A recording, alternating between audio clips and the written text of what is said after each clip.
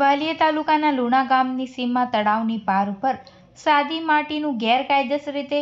ચાલતું માટી ખનન ભરૂચ ખાણ ખનીજ વિભાગે ઝડપી પાડ્યું હતું. વાલિયા તાલુકાના લુણા ગામના જાગૃત આગેવાન વિનેશ રવિયા વસાવાને ગામની સીમમાં આવેલ તળાવની પાર પર માટી ખનન ચાલી રહ્યું છે, જેને લઈ તેઓ સ્થળ પર આવી જોતા માટી ખનન જોવા મળતા તેઓએ ભરૂચ જિલ્લા ખાણ ખનીજ વિભાગમાં જાણ કરતા ખાણ ખનીજના રોયલી ઇન્સ્પેક્ટર અને સર્વેયર સ્થળ પર દોડી આવ્યા હતા અને સાદી માટીનું ગેરકાયદેસર રીતે ખોદકામ કરતા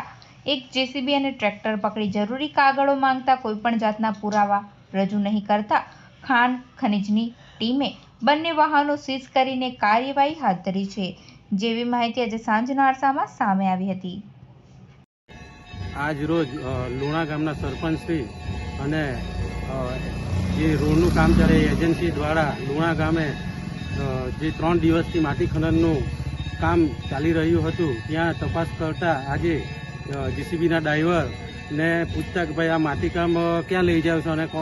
કોણ કરાવે છે, તો ડ્રાઈવરે જવાબ આપતા એમ કહ્યું કે આ સરપંચશ્રીના કહેવાથી અહીંયાથી માટી ખનન અમે કરીએ છીએ અને ત્યાં હાજર સરપંચનો ઘરવાળો જાતે માટી ખનન કરાવતો હતો.